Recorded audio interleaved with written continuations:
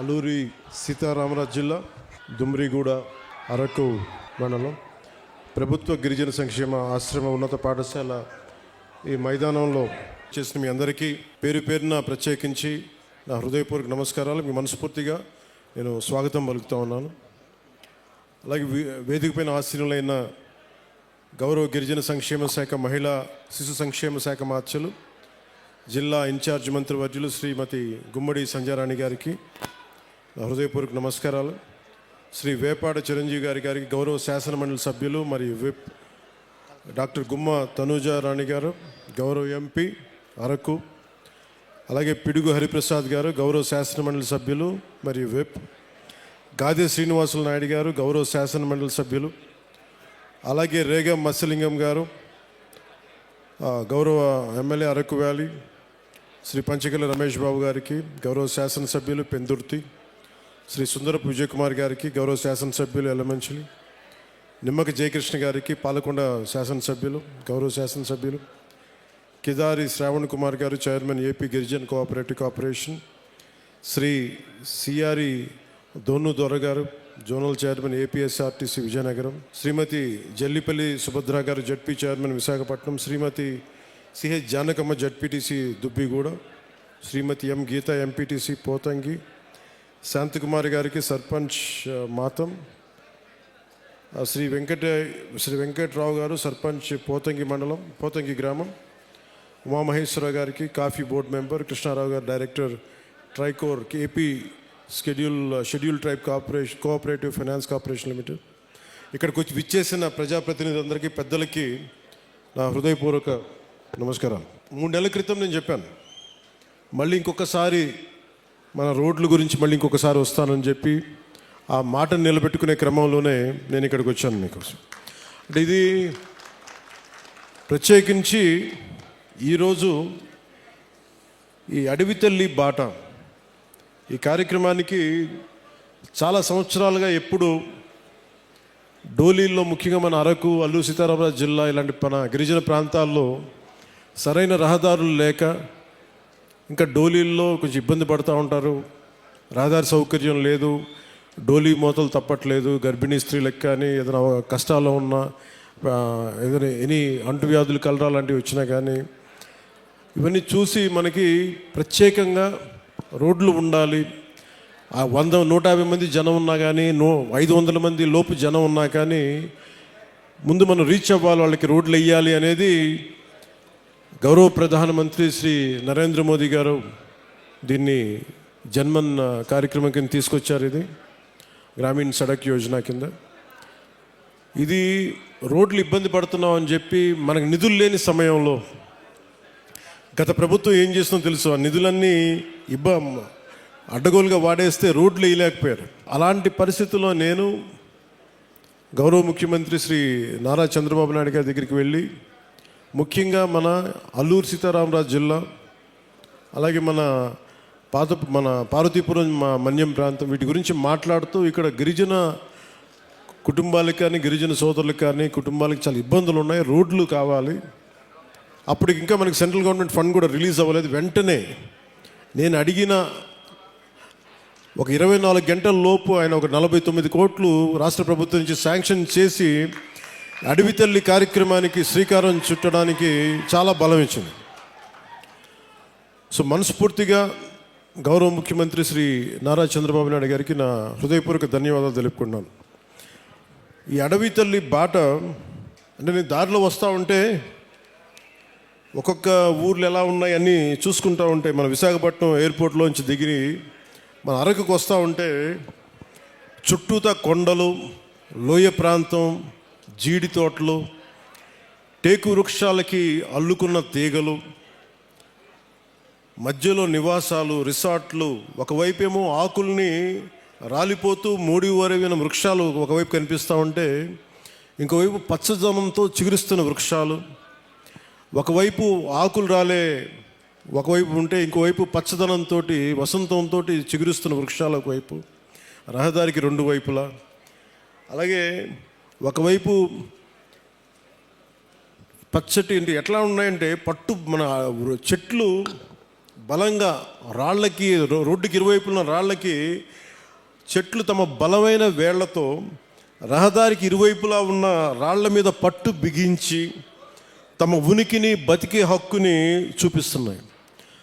అంటే అడవి తల్లి ఎంత బలమైందంటే అడవిని నమ్ముకుంటే మనకి బొవ్వ పెడద్ది, నీడనిస్తుంది, ఆధారం ఇస్తుంది. అలాంటి అడవి తల్లికి ఏం చేయగలం అనేది గుర్తుకి ఈ పథకానికి అడవి తల్లి బాట అనే పేరు పెట్టాం. అంటే మనకి అడవి తల్లి, నాకు అడవి మీద అత్యంత అపారమైన గౌరవం, అపారమైన ప్రేమ, ప్రకృతి మీద అపారమైన ఇష్టం. అలాంటి అడవి తల్లి బిడ్డలకి మేము ఈ రోజున అడవి తల్లి బాటకు శ్రీకారం చుట్టాం. మనస్ఫూర్తిగా మీ అందరికీ ఇక్కడికి వచ్చినందుకు మీ అందరికీ మరోమారు ధన్యవాదాలు తెలుపుకుంటా ఉన్నాను. దారిలో శంబాల్ నగరి దగ్గర నుంచి భవానీ నగరు, బొడ్డవర, వైకుంఠగిరి, కాశీపట్నం, అలాగే మన ఒక్కొక్కటి చూస్తే మనకి రిసార్ట్స్, ఒకవైపు చూస్తేనేమో సిల్వర్ ఓక్కి చుట్టేసిన మిరియాల పంట, ఇంకోవైపు ముతిగూడ పక్కన మనకు బొర్రా కేవులు, కటిక వాటర్ ఫాల్స్, అనంతగిరి, తట్టుగూడ, నూకాంబిక అమ్మవారి దేవాలయం, తాటిపాక జలపాతం, గాలికొండ వ్యూ పాయింట్, సుంకరమెట్ట ఆఫర్ ట్రైలు, ఇవన్నీ చూస్తూ ఉంటే చాలా అద్భుతమైన ప్రాంతం మన అరకు ప్రాంతం. దీన్ని బాగా సద్వినియోగం చేసుకోవాలి. ఇక్కడ టూరిజం బాగా రావాలి, టూరిజం డెవలప్ అవ్వాలి. ఇవన్నీ చూస్తున్నప్పుడు ఒకటే అనిపించింది, కూటమి ప్రభుత్వం తరఫు నుంచి మనం ఏం చేయగలం. ముందుగా జీవన శైలి మెరుగుపరచాలి, రోడ్లు బాగుండాలి. దాంట్లో భాగంగానే ఈ రోజున కూటమి ప్రభుత్వానికి గత ప్రభుత్వానికి తేడా ఏంటంటే, వాళ్ళు దాదాపు లెస్ దెన్ 90 కిలోమీటర్స్ చేశారు. 5 సంవత్సరాల కాలంలో కేవలం 90 కిలోమీటర్లే ఖర్చు పెట్టి 92 కోట్లు మాత్రమే ఖర్చు పెట్టారు 5 సంవత్సరాల కాలంలో. అదే కూటమి ప్రభుత్వం వచ్చిన సంవత్సరం లోపే ఇప్పటికీ మేము 1000-5000 కోట్లు పనులు మంజూరు చేసాం. ఇప్పటికీ ఎన్ని కిలోమీటర్లు? 1069 కిలోమీటర్లు. సరిగ్గా ఎప్పుడు ప్రారంభించాం? సంవత్సరం కూడా కాల, 4 నెలల క్రితం ప్రారంభిస్తే ఈ రోజున 1069 కిలోమీటర్ల పనులకి శ్రీకారం చుట్టాం. అంటే ఈ టెండర్స్ కూడా ఏదో ఇప్పుడు టెండర్స్ కూడా కాల్ ఫర్ చేశాం. ఇంకో వారం రోజుల్లో పనులు ప్రారంభమవుతాయి. ఏదో మాట్లాడి చెప్పి వెళ్ళిపోవటం కాదు, వారం రోజుల్లో పనులు ప్రారంభమవుతాయి. అంటే ఎవరికి ముందుగా ఈ రోడ్లు అంటే ఎవరికైతే అత్యంత particularly vulnerable group, tribal groups ఉన్నాయో వాళ్ళకి చేరటానికి, వాళ్ళకి చేరువవ్వడానికి, వాళ్ళకి చిన్నపాటి సౌకర్యం కల్పించడానికి మా ప్రయత్నం. కూటమి ప్రభుత్వానికి ఇక్కడ ఓట్లు రాలేదు. ఓట్లు పడకపోయినా మీకు బాగోగులను చుట్టానికి మేము ఉన్నాం. ఇక్కడ ఓట్ల కోసం రాలేదు. ఓట్ల కోసమే అయితే నేను ఇక్కడ అరకు ఎంపీ గారి పేరు నేను చెప్పక్కర్లా, అరకు ఎమ్మెల్యే గారి పేరు నేను చెప్పక్కర్లా ఇక్కడ. కానీ ఇది ప్రభుత్వం, పార్టీలు మారుతూ ఉంటాయి, కొత్త ప్రభుత్వాలు వస్తుంటాయి, కానీ మనం ఎవరు శత్రువులం కాదు. మనందరం విభేదాలు ఉంటాయి, భావాలు అంటే వైరుధ్యమైన భావాలు ఉంటాయి తప్ప మనం ఎవరు కొట్టుకోవడానికి సిద్ధంగా మనందరం కలిపి ఎవరు ఏ పార్టీ అయినా సరే కూర్చొని అభివృద్ధికి శ్రీకారం చుట్టాలి. దాంట్లో భాగంగానే ఇక్కడ ఇందాక పంచాయతీ ప్రెసిడెంట్స్ అందరూ కొంతమంది మాట్లాడుతూ ఉంటే ఒకటే చెప్తున్నాను, మేము రాగానే 13,326 పంచాయతీలకి 100 రూపాయలు 300 రూపాయలు ఉన్నదాన్ని మేము 10,000 25,000 చేసాం. ఇన్ని సంవత్సరాల్లో 30-40 సంవత్సరాలు కాదు, గత స్వాతంత్రం వచ్చినప్పటి నుంచి ఎప్పుడు ఇంత డబ్బులు పెంచలే.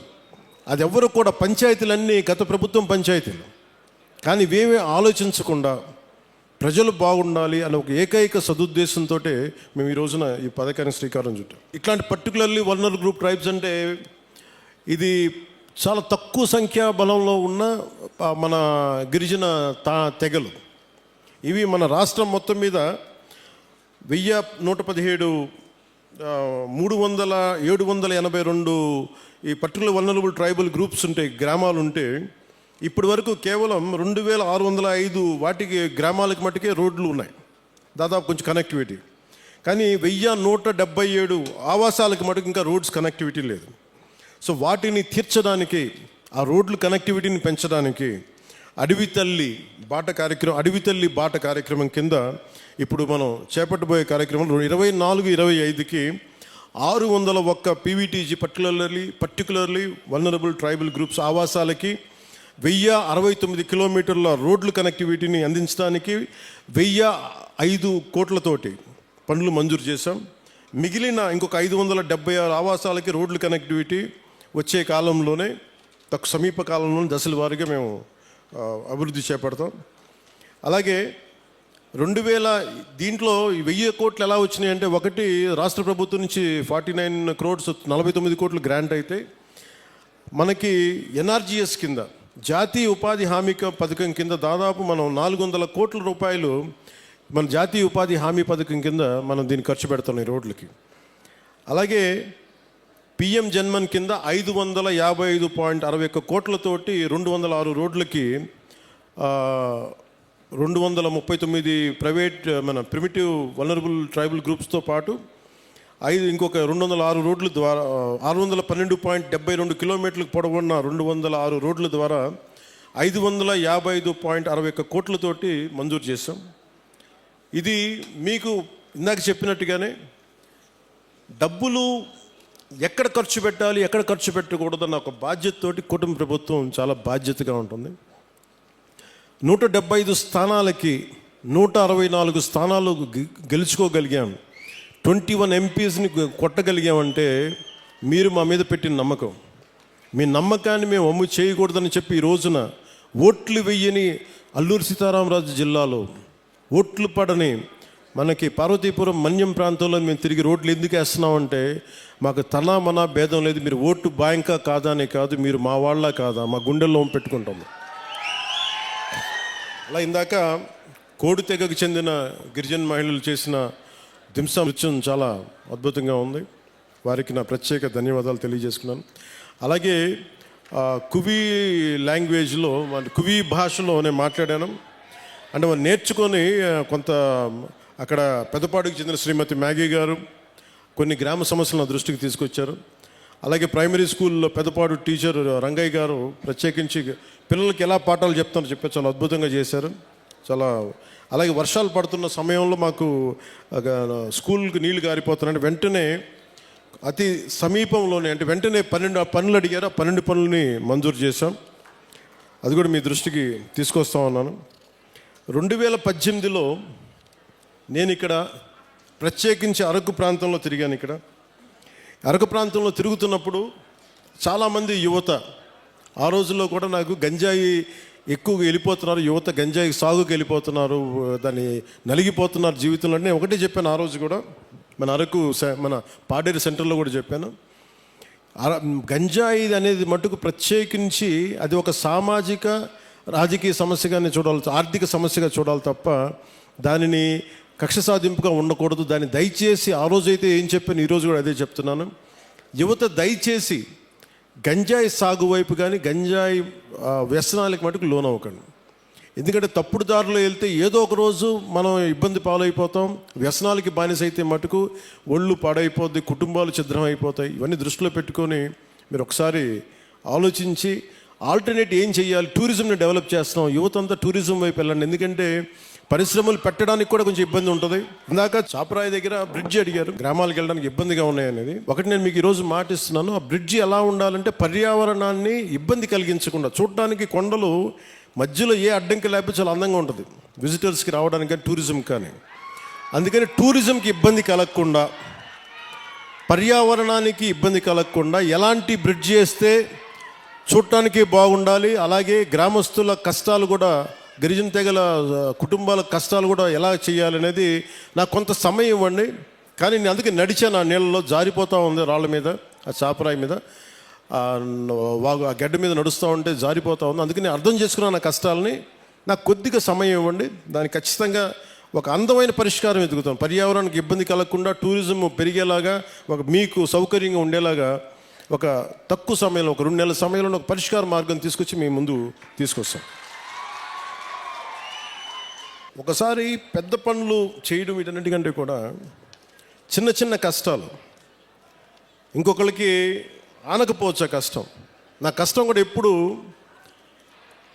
కష్టాలు. నేను ఒక గిరిజన గ్రామంలో ఉంటే, ఒక తాండాలో నేను పెరుగుతూ ఉంటే, నాకు నిజంగా నా సోదరుకో ఎవరికో ఒక చిన్నపాటి ఇబ్బంది వచ్చి నేను హాస్పిటల్కి తీసుకెళ్ళినప్పుడు రోడ్డు సౌకర్యం లేక డోలీ మీద తీసుకెళ్ళాలి అంటే ఎంత కష్టపడతామో, ఎంత ఇబ్బంది ఉంటుందో నేను అనుభవించకపోయినా కానీ నాకు ఆ కష్టం నేను మనుషుల్ని చూసి అర్థం చేసుకున్నాను. అందుకనే మనం రాగానే ముఖ్యమంత్రి చంద్రబాబు గారు దాదాపు 49 కోట్లు ఇస్తే వెంటనే మేము చేయగలిగింది ఏంటంటే, వెంటనే ఈ మన అనంతగిరి మండలంలో ఒక పర్టికులర్ గ్రామానికి వెళ్ళి అక్కడ సకాలంలో పొలంగూడ గ్రామానికి, మనకి శ్రీకాకుళం జిల్లా కొత్తూరు మండలం గొట్టుపల్లి నుండి పొలంగూడ గ్రామానికి నూతనంగా కొత్తగా బీటీ రోడ్డు నిర్మాణం చేపడితే మొదటిసారి ఆ గిరిజన గ్రామంలో అంబులెన్స్ కూత వినిపించింది. సకాలంలో సరైన సమయానికి అంబులెన్స్ రావడంతో ఒక గిరిజన గర్భిణీ మహిళ సకాలంలో ఆసుపత్రికి చేరి ఒక ఆరోగ్యవంతమైన శిశువుకి, ఒక బిడ్డకి జన్మనిచ్చింది. ఈ రహదారి ద్వారా 6 గిరిజన ఆవాసాల గ్రామాలకు చెందిన 1260 మంది డోలీ మోతల నుంచి విముక్తి పొందారు.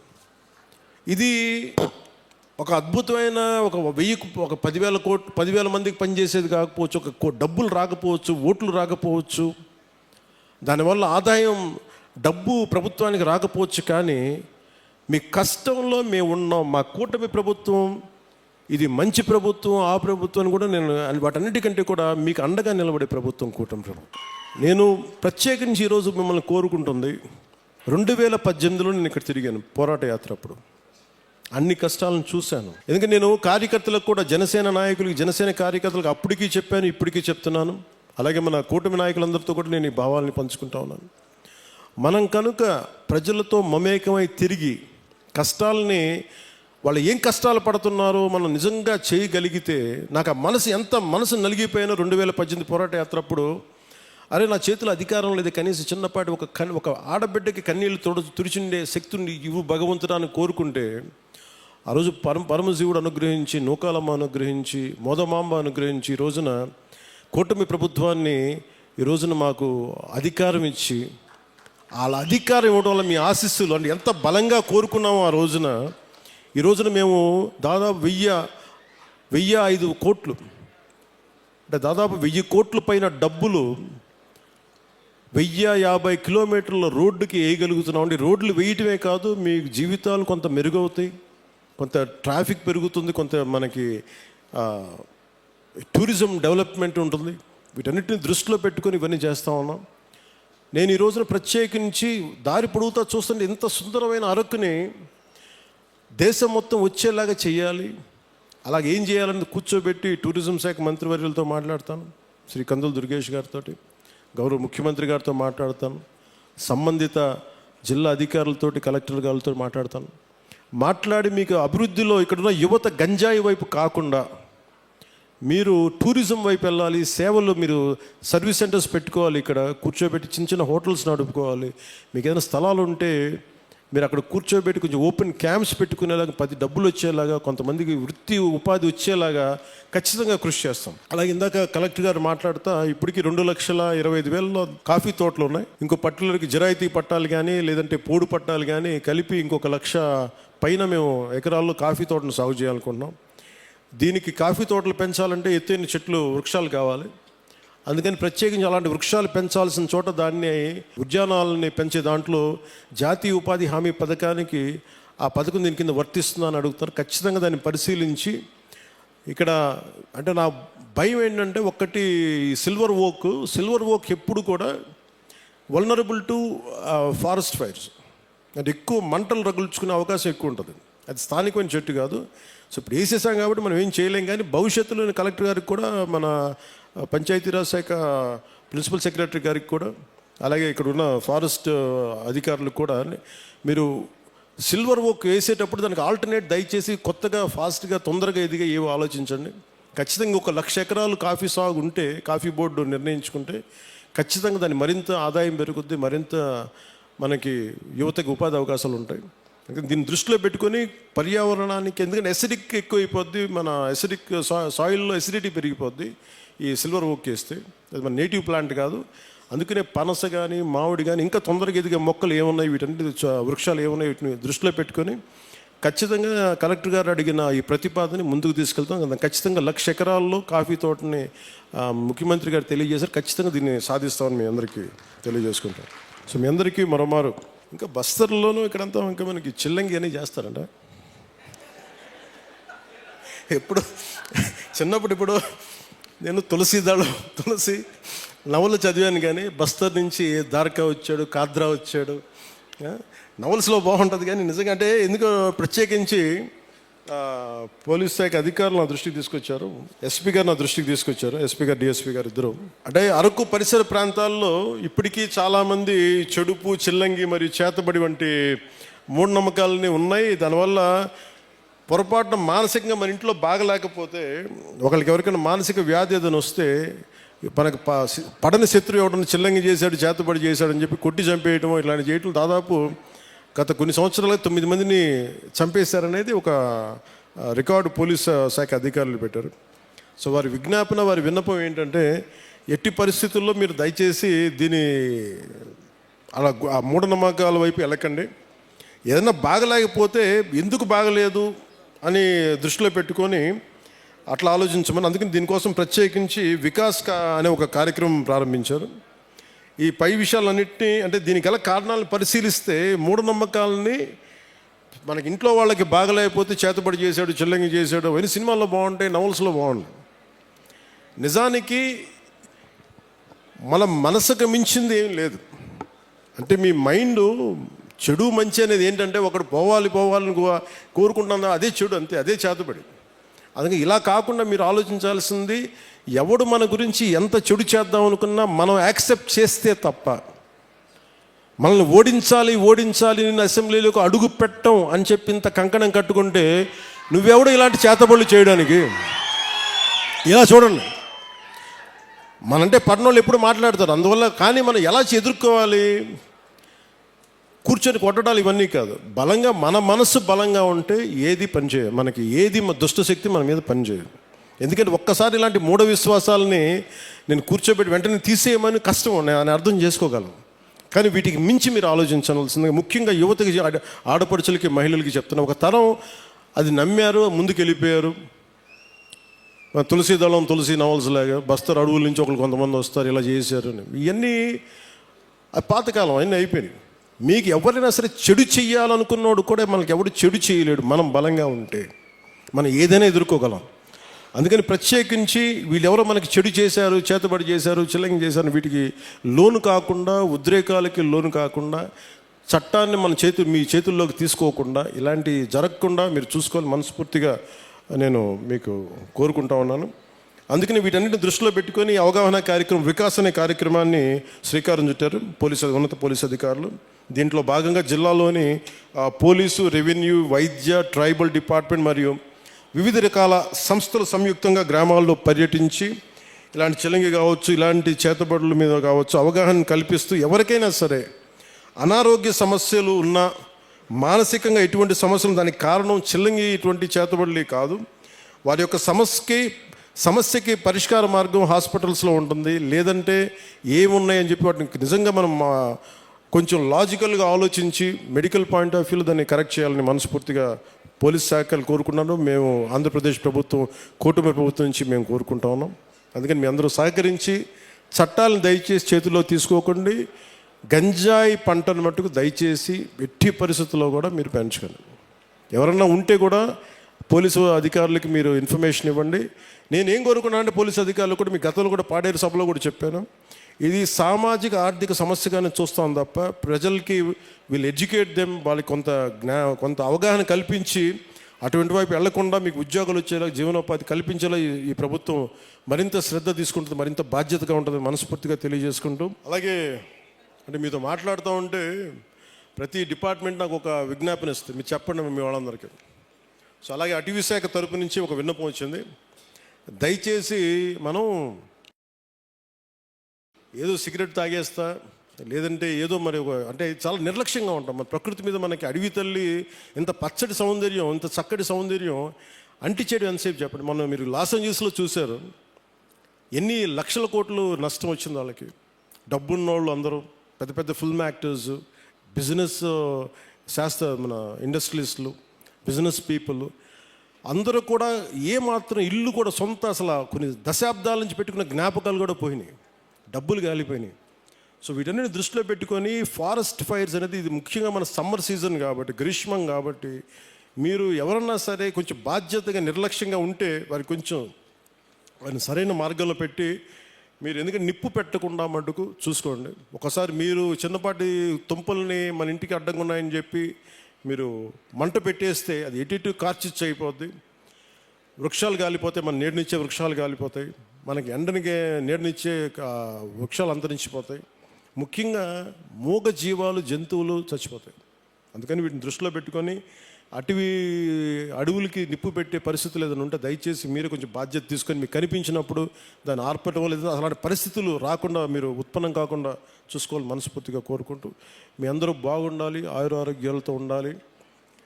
నా కోరిక ఒకటే, వచ్చే ఎన్నికలకి మొత్తం మన్యమంతా కూటమి ప్రభుత్వం పతాకాలతో రెపరెపలాడాలి.